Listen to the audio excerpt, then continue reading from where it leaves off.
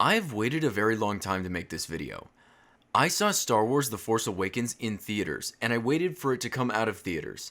I waited until it got on DVD and Blu-ray, and I waited until I was absolutely sure that I would not be spoiling this movie by ranting about it here. If you're a Star Wars fanboy and negative opinion bothers you, I'm going to ask you to leave for your own safety. If you wish to stay, well, I welcome your comment when the video's finished. I was extremely disappointed in the newest Star Wars movie. They haven't made a movie about Star Wars in 10 years. They had 10 years to not screw it up, and this is what we got.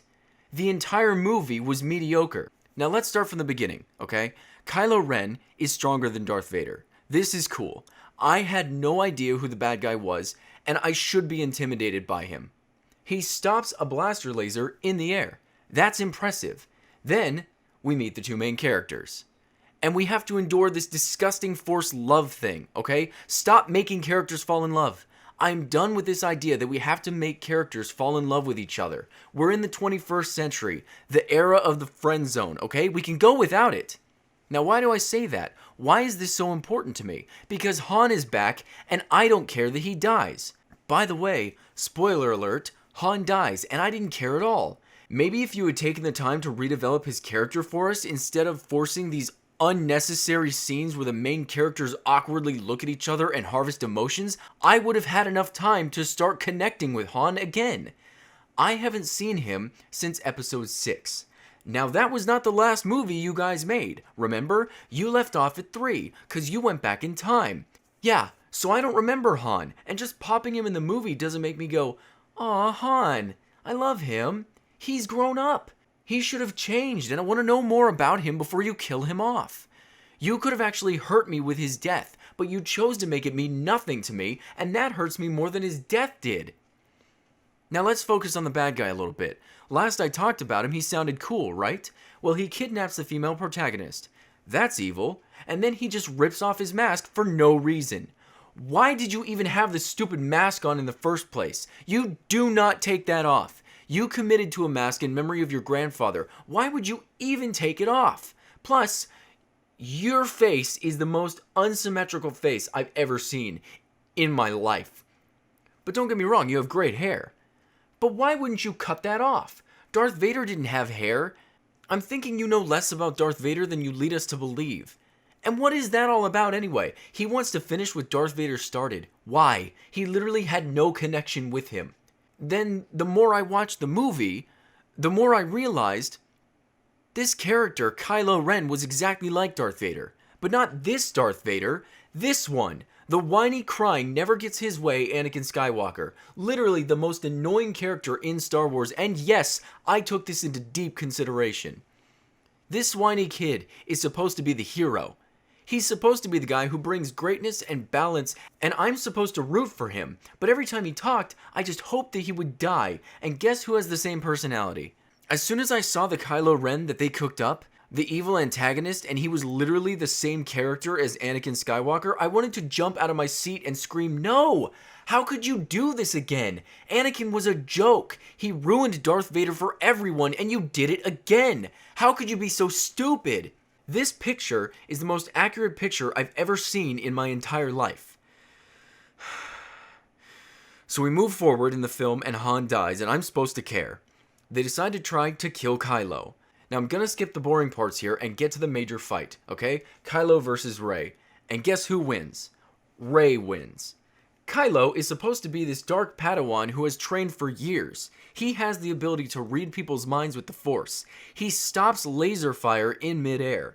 Okay, he has prettier hair than the Garnier commercials and his saber's really stupid, but he's supposed to be a killing machine, and then some girl comes out of nowhere swinging a saber like an amateur and beats him.